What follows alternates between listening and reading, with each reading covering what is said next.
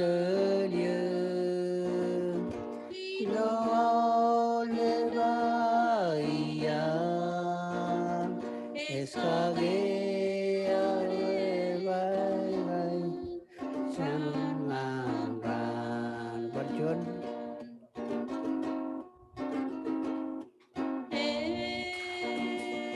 mol cheese yali yon kel berry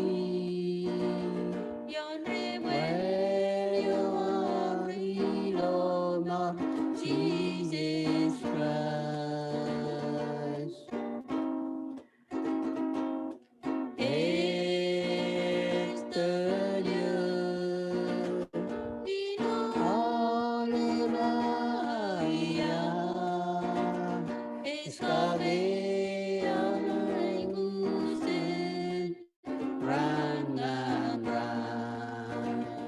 Molly Rose.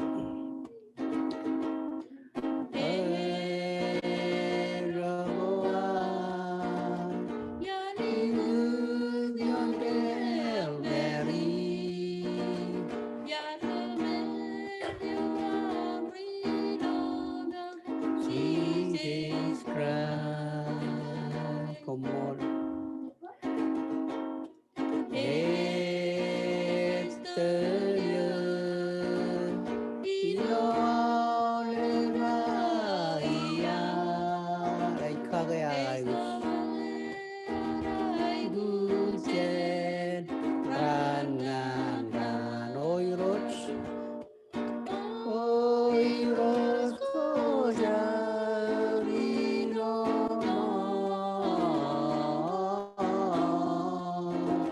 Jesus.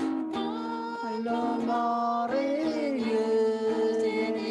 tango anuri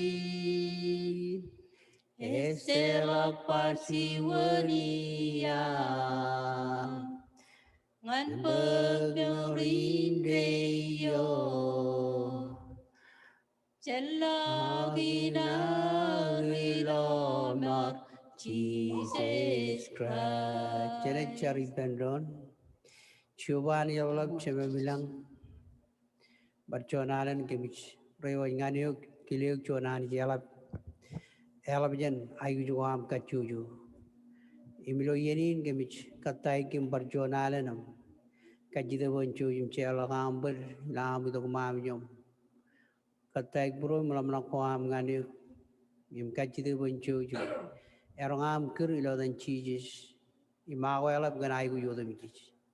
Ngai chargana neko rar chuda kilo chodinin rainin nganiuk kalikar ke orai gujo kilo ir charam kajidin chi yujum lodogir ke jaram maner gan ai gujo air em kage ngalir ilo melodum jis parano charam kajidin chi monjo yum ella go bim imi oro rajnangan mi gan nang mi ko kachuju pokon ke mi ori nang mi ko air Parano cari rojo mago ela ngane iro pokona jarrad mi uchuane chapkaru pe mana no marana rod mijich jaram kajido chili barchona alen bon ela ko ngan ro perilo nang mijin covid-19 pokon kemori jan covid-19 Parano cari rojo kan nangan mijin pe mega jur nganan pobrag na mijin pai jabi mo rod mijich ro nor ngane ko milagyo Lo yeni ngai parana chargan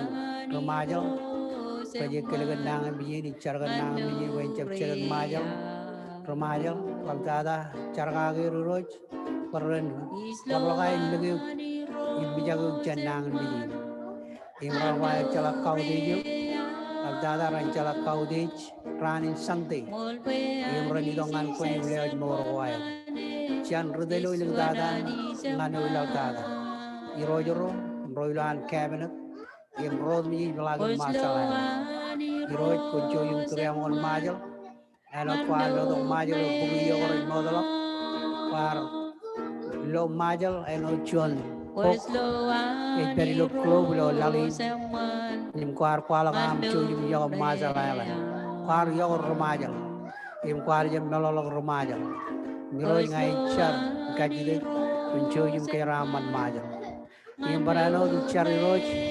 Im kajidu in chijis. Bayang lablagam kajaraman. Roine ne brayam. Kajaraman rijriyam. Anon nanogam churungum. Bayang ngaron kimna realing korona kajaraman rijriyal. Konaj kajaraman. Barchonala ni roj lu yenin. Ngai charam kajidu boncho jim chibang. Chojim chibang labdada. Ngai charangan rojim chadem ro charang matam. Rondum imron lejum president boro tora chan loj moro wai pokon choj kajin chijes pokon chojim chilingram chudu kojarjar ja ko yalap pokon ngor boro yer boro kile garai yu dangan ko parchona loj menol bijulu yeni charaba komol amen komol chijes komol chijes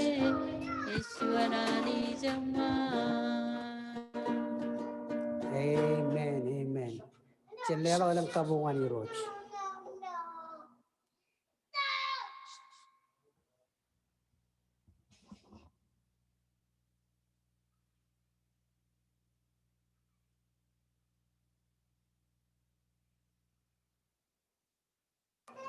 Jadi orang malam kilo tiga ni, tiga ratu cuma malam carakan cabah kalau raik cawat ini.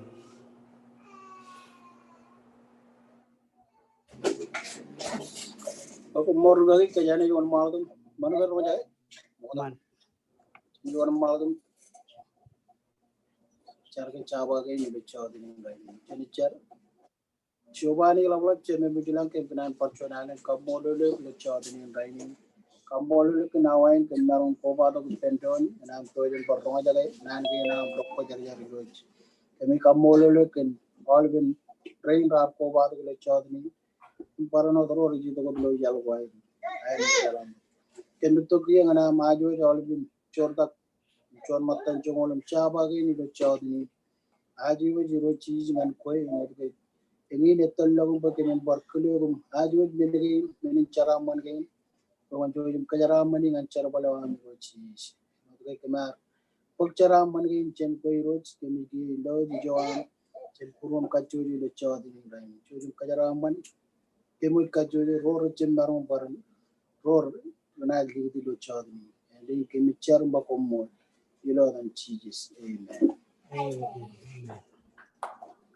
Amolo di roj perjuangan kia jadi dongan nana ni roj mukata jena ron malot kenapa bajen beral juan nambah jen buguna lago jene jal ilo silu juan ilo juanam royon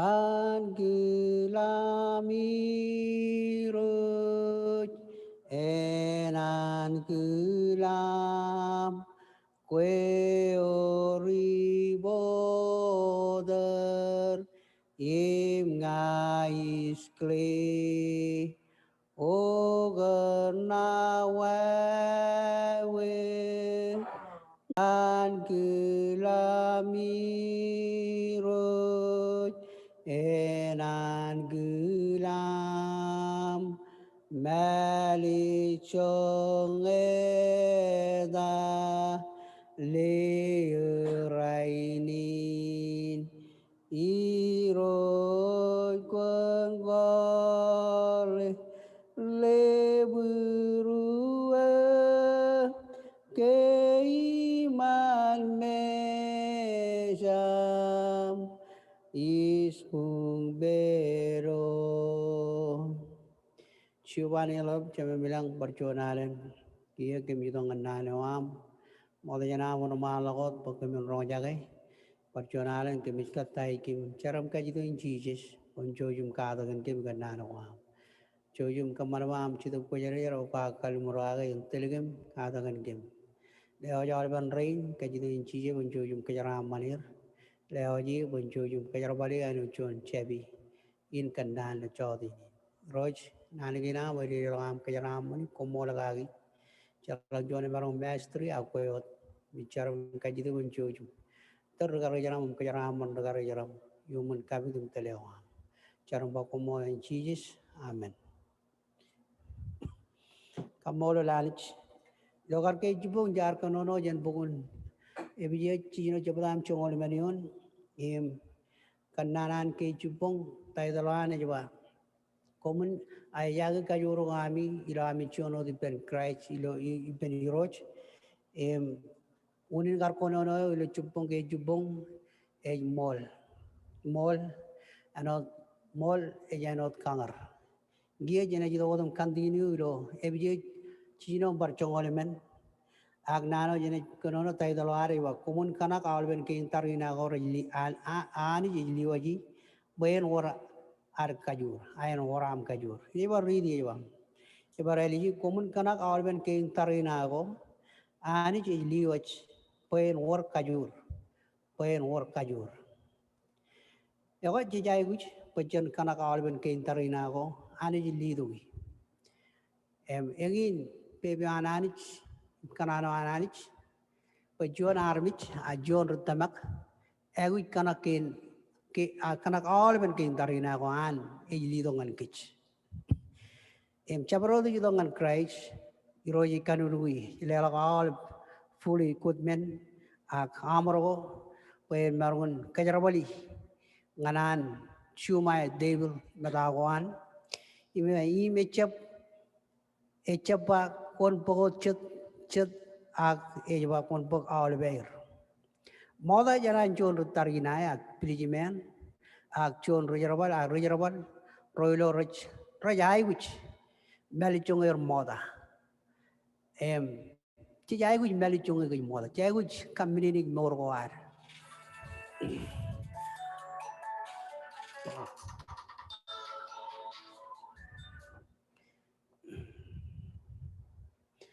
jai which kamini morwar moda jarar ido wajen pukken targina again Kamolo ni roja chodinin kenani na man jamarun bagay kumoli roj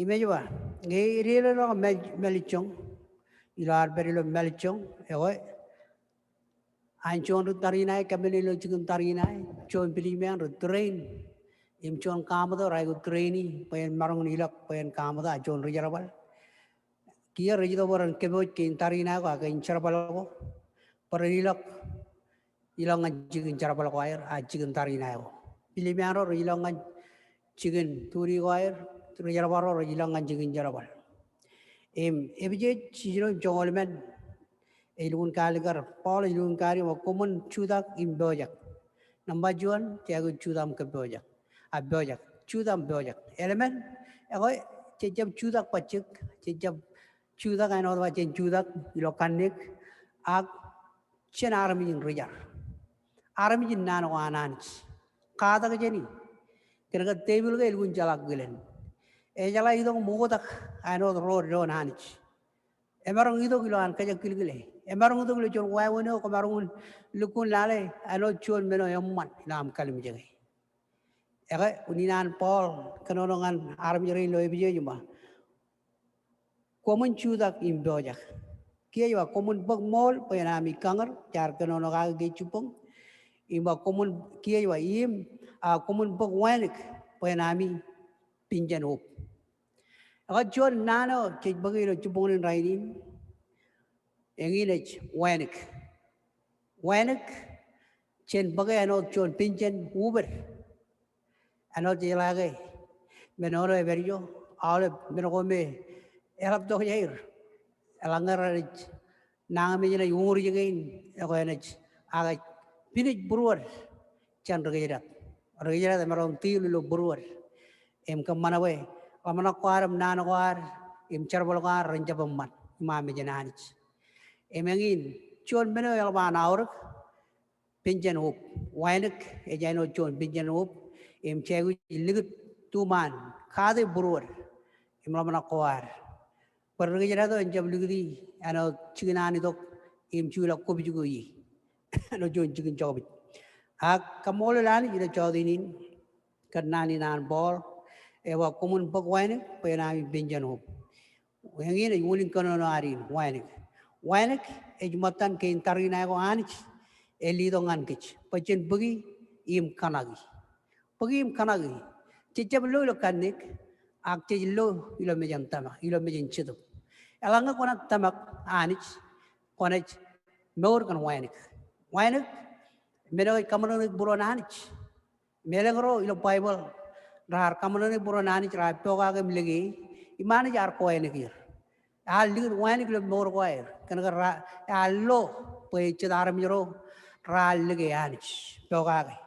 Imwana ilmu wortojen hal moren Kristen war ano chon kein tarinai ilo mor inchedum ano Bible ne jurong nangi ne wa cicap tarinai garmi cicap tarinai lo kanik aja tarinai lo chedum em koila tarinai kein tarinai wa ananich chula lo kawal bai du ko imlamna korana anarmi image ba emarong kokuri kein tarinai ko rakachuru lo law Imelukun bol meli. Bayani juga kajur. Ngai jena carangan em kerangane. Enaj raja tagayuk. Imelai cibangayuk. Imelai kokore all main chicken tarina ewo. Kamole liroj. Image ba. Eja no chuan achola ber. Wayna ke matan ke tarina ewo ari lido ngan kich. Pajen bugi im kanagi. Eja no chuan pinjen hop. Tarina ero.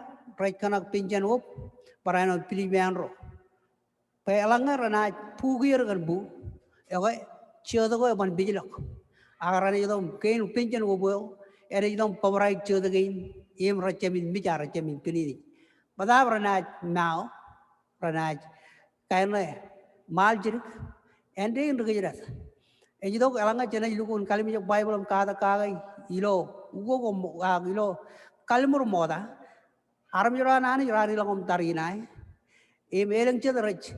Raiva madin hiri. Belelen rekrinich. Cakaron rekrinich. Ari lagodom partarinai. Ego armjura nanich. Chon pinjan hop another tarinai rin biliman rin. Chabriodian regera the night dipeno kan eleng mergo kan kijamare gijek akan eleng kain tarinai eleng mergo recabaman. Ego Pinjan wobin enaj pabrai buru malamana koam. Bakon japyo ilo miningkat na koan. Kamolo lanich elgon lang resistant training or tamak pelagan lali. Right elok chananich. Abajit kanagay eja ko pinjan wobin. Pinjan wobin elgon aurk. Pachon resistant a jon tamak en page ilo morongan. En page rano dumijich. Wawin en chuonon ligianich, chuonon tamaganich, chuonon yoganich, chuonon bogaganich, imnanawan. En chuon rijar. Kirani madan armijinanich. Ano Bible e qualcon armijo romuhung, rayaba, armijinanich. Emmani nanich, karenanich, chien anich, good no jinanich, chabro the yidok, im chala kachenanich. Im kamau penem kalak chamronoan ipenanich im yamman chamronoan chuon arminanich kamolo lanich im pinjan obin and very ben winek yago kamolo lanich ano char kono gon kar e jano mol image revich nugu yo enja budrak enja pillala morun tamakwar kiye chala kabini morun tamakwar ebin Ano nanwane ba kona chuda got ilo chamorgo me kona chuda got imelelein kia pinjan o ejidok pen bilibil a katurak ngan kwe angan nga ilo morwar im kamolo lanich pinjan o win enaj pobrai a chodogo ber rutarina im piliman ronje mich wanek yeno ba chimai Wana ke ibar chuda kenchimai. Imani ji yagor rojimai. Iro pokon chilungul chilu jam wali mione jwa. Iro ye yagoy menogor roji chedum chimai. Church rana mojana iba church yagoy wan elap ebber jaga all man law. Eba jet kan ke yagoy menogor roji chedum chimai. Ta mini moro ramarong kamar menogor roji chimai. Chap koim nga elanga kerona Kamane chon why we know Egypt them jume ani yoga image coining army jo Abraham and jar coining. Kamolo lunch. Ibilo chon jam ebenum chino yon. Eba rorunana rachabano army rodin. Raban kaman chime, Raban kamani mirror regime chichet. Agra jano ujo romare, Kodo bugilo. Palemioniba. Ani and I dialogue rorunana and I Kijibil ro.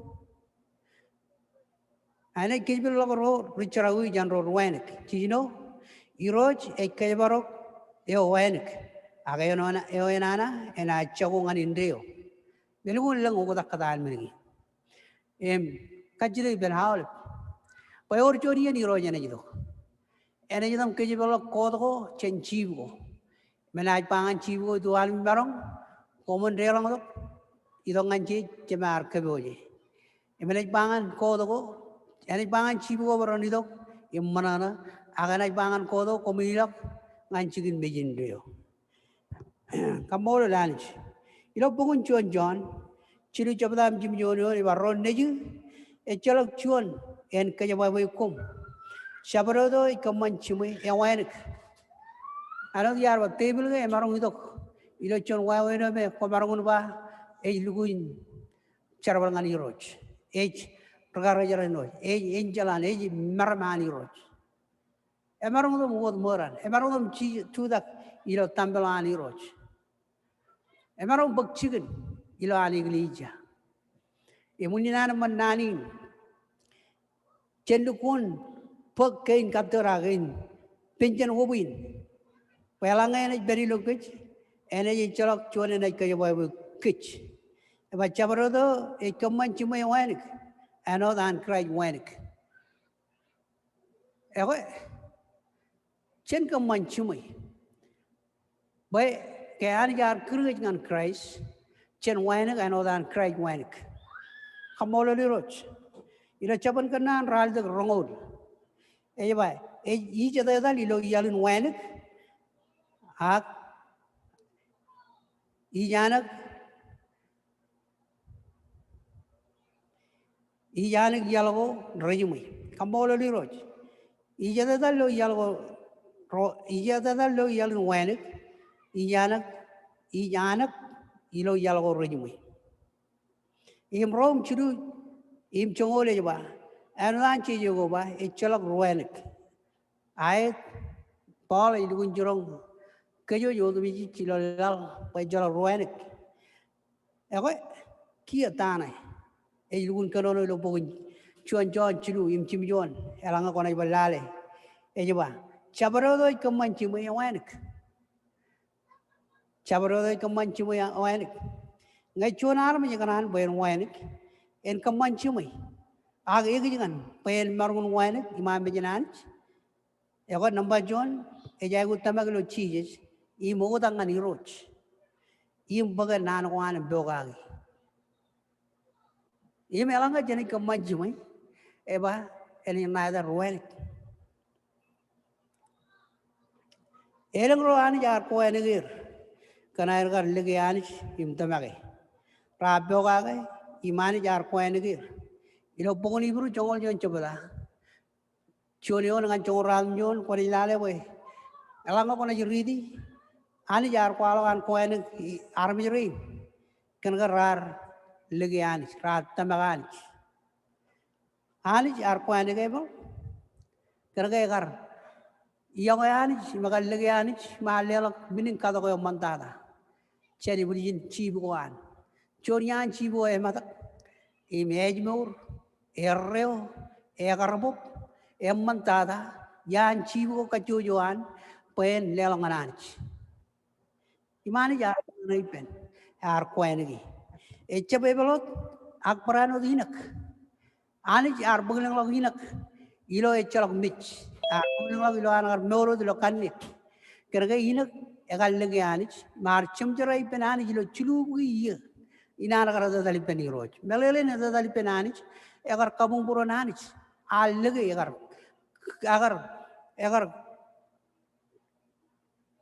Kajabar Chumrono and Benanich.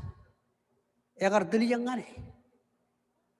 Ewe anich egar mono iben imar bugling lok ngalang imecholo juanalo egar ye mich agani jar bugling lok ngalang elgun lang ro jamaro ngar kono gagi Noah anich ar parano koeni kena ke ar bogaga nani churongkoan ben en chikjon wa yon yon dol imani jar koeni ma lo morone im chimjon armi iben karai iben amaro chulunijin im lumaro iben lamaro imechim Noah aga Abraham ani jar koeni Abraham ebajit kena ke Abraham ar bogaga nani churongan iran gar churonga berilok nganjon aini ngo chan gar chalaga mechem meninot ak ar kachide wen kadokaga nijin aije gijin bro emagayot ar jeb rebi jaije ar jeb bachonan ar jeb complain ar jeb kachide ni anich agar iram kamanata ani jalpa imani jar kile akiya ngai kile ko jiya ko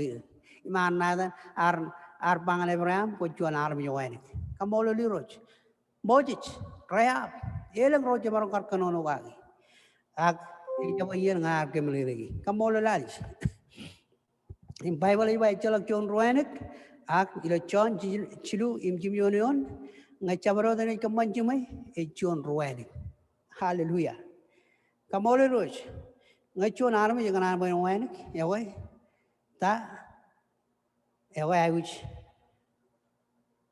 agara ba ruanek ma me janani ay gujido ngani ro ay gut tamaglo cheese imani jene koenek chon enai kamana ba nerom nejin ejabarom nijuno ane kamar ben sion jaran hallelujah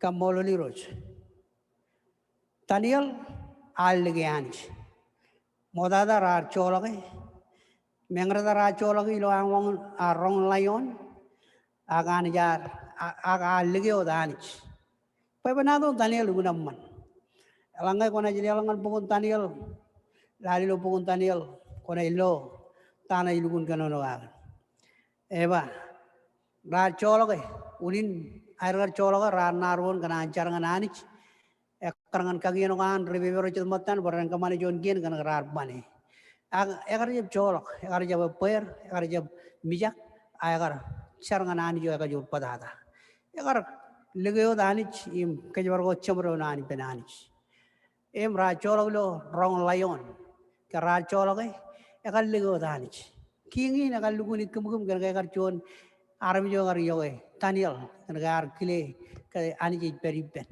imar kajaraman kan Daniel ani jar kajaraman gingi em kingi nagar jab kingi boneo lo alben boneo kayar rujin liro lo chimar ar kayar corantak agar kagair langan ben angan rong layoni parang kabelo ar kilo Daniel ani jar kajabaru ani jo amar kajabelo marunuk Daniel o king ani jar peri bar ki long layonigin paranjab yuri ranjab koguri ranjab kembadaki ewe elangai cina ilegi odanich ewe ani jeni kwenik e bar roruenik ani ke baro roruenik e lo maron roruenik e beri ban roruenik e kage ngan roruenik roruenik ani ji manana gager kan ga wenik ji do jananich kamolo lanich nabar ji ji lo jodi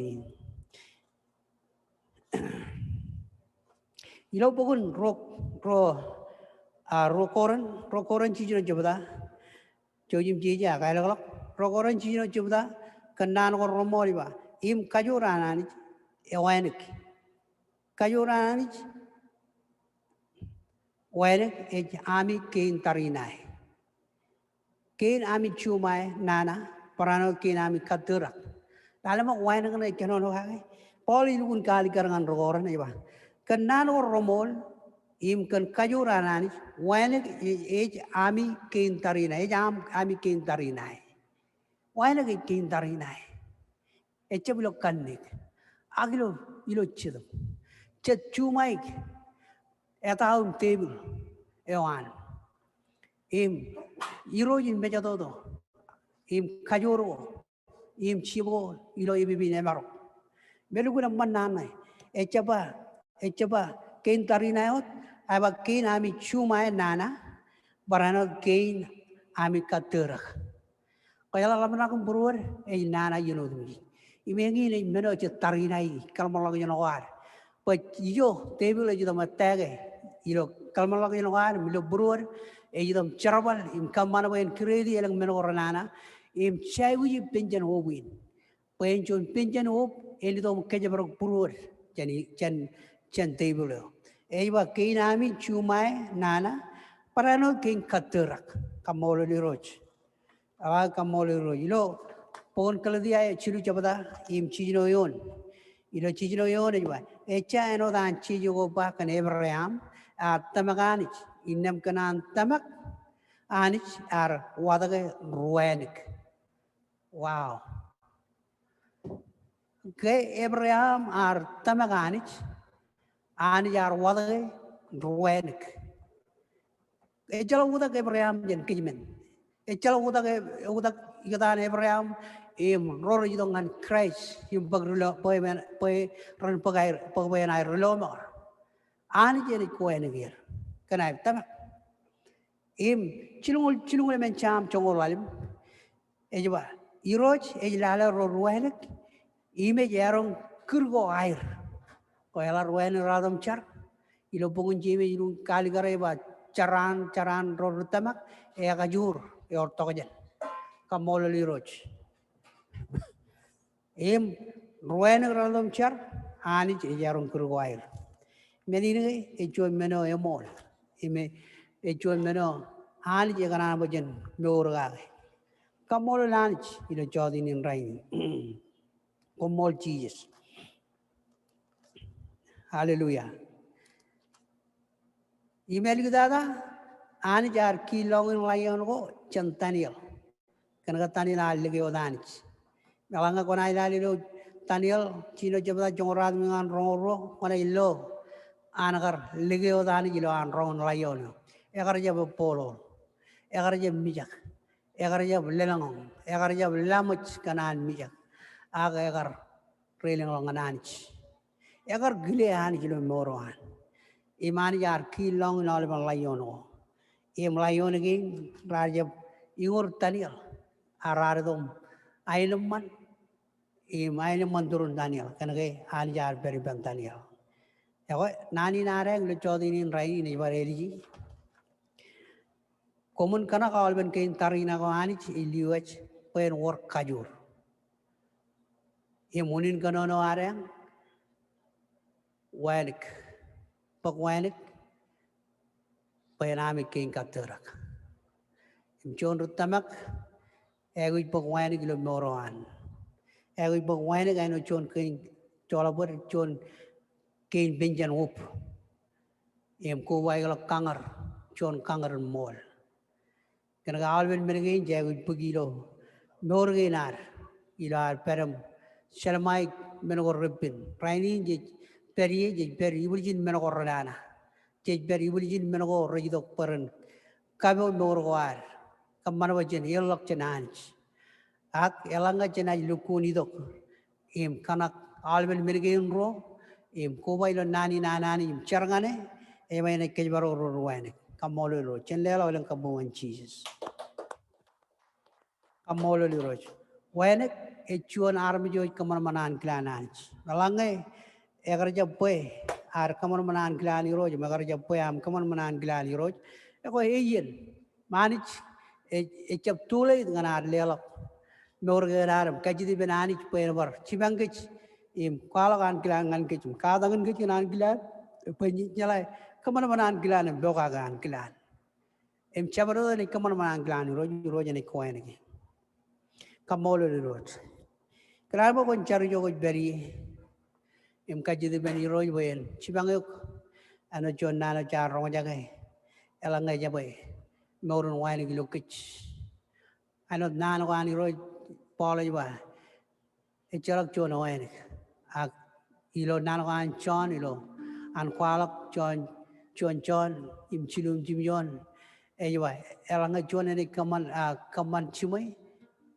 echuan arme joanik hallelujah elangai kanan welak ega kajudak bemu jo beri imlela meoroam ailanga ko kanan par do baru welak pallela meoroam ngani kajudak bemu jo beri mengai cecablo agiroji loglo chodinin raini kamole roch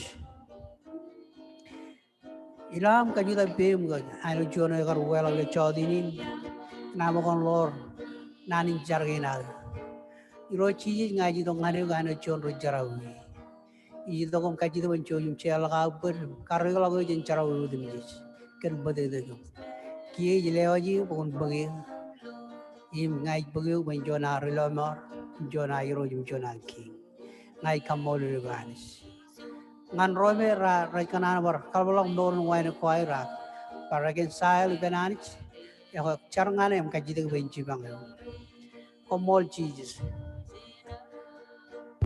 charawi Iya insagula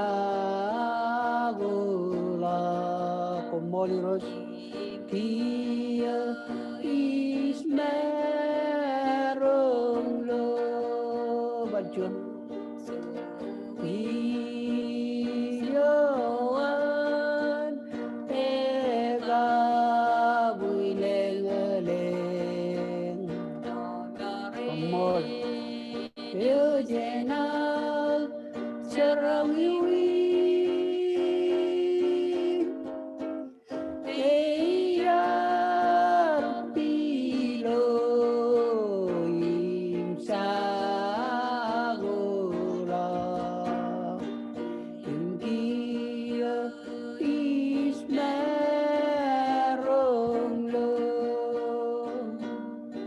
Hallelujah Hallelujah, hallelujah, hallelujah, hallelujah, hallelujah, hallelujah, hallelujah, hallelujah, hallelujah, hallelujah. Hallelujah, Nabari Belron, more Jesus, Roj, Nabari Roj, Nabari Roj, Nabari Roj, Nabari Roj, Nabari Roj, Nabari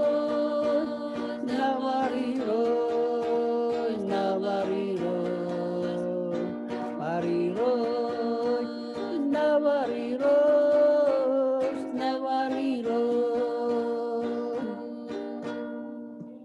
Ginger, kami kamol le gani chemi milang barjonalan, mol ganani nam kemarong jage, mol gana go chonanich, kana barum roan, ran kana kintarina goan lidogi. Roj ngai charam kajidu bonetale burum malamana kwam, norin Kristin kwam, ngai jawe imechabala boan gilokem, ai chari rojum kajidu wencho, chibangem kamanabake min shivala kaga wanik. Kamara kemin chala beogagu chibangke kemin lablogam lege tamagu em kamara ben lablogam beogagu nanoam em labdada kemin kamanchimai lo morwam anit kenga ko kwaning rore kamanchimai miroj le chodini barjonalan leo ring ka chojoan yum kajin chije min chojum kram manir em rein marachan le morwairi sharam kajidu chojum ilo dan chije menjo jumur bruer baran kilega rai ko juda dongan ko yohanes ani chemelang barjonalan kejaraman gemuch beri bam ilo amla chibolo nyandron ilo amla ki yon ginem jojum kai ke mainum man imrain odmi rana jilongan chabro jigin on kejbaru yal kwair ka jojohanes jojum na jile do katana kororeo kejbaru kemjen ro koreo embrano kanongan kem bilo vision batala ko am Chojum kejaraman game, chojum beriba maran liju, chojum nai korila kumla ilman lomalana chakone ejimor kajur. Parano pun chojum nai korila kum ilo angela muros. Perjuangan kemileo menurut mila chodini charumba komol ilo dan Jesus Christ. Amen. Amen. Okay. Komol ilo jani kejaraman olip ilo chodini raini ne. Anot kanan palak madan charabalgin ane gili jain ngan romera na jaluje YouTube channel inan kona full gospel church ako ingin clean Bible dragagin ni juba bugi nagar kamane emuninan kamane ngan kaman chon pajet bay gili jain in uyado Bible im bugunal ngan rora na jai guch im onan kamane mele ilgun lap badap ilo amen kamane ja erik onan jananga onach pagi ilo online mele im amola lali kana idea gain mele kamanjan plywood ilgun mara elot ar kamanjan injich erang injich ngan ki kabalak melgun ekajur kowanle polbet nganam ligid ngayon ak konech chiwelo bem jonan kajur yar steini melamaj karabale boleh ngayo ngayarabale cheda ni gili jay ngokonan lang design nan korok achiji korok kajarjar medan ngakonan ligid adam konan ligid chon mene konan ligid ai tulawa yar kamal piwa pa indugun bin mene indugun bin Bible jonan bin bandung malak alak per ebobrai gal bin beji ga barin chimu ranja bolu gitu alablagan ke jabarok onai mene kan ke alabonan material yar kaciong kaga genjet onan ko mar job lukun amman ngan chongok yang ini onan limul dala chuan kaini kan ke cici dengan anot katabaroan igli jai langa ko lo YouTube channel an igli jai no chojim call to number 808-938-7145 adain rona perjonale nani kejaram manal ilodan podin alban arab jeri lo igli jai kim kana le nani kejaram amolo dal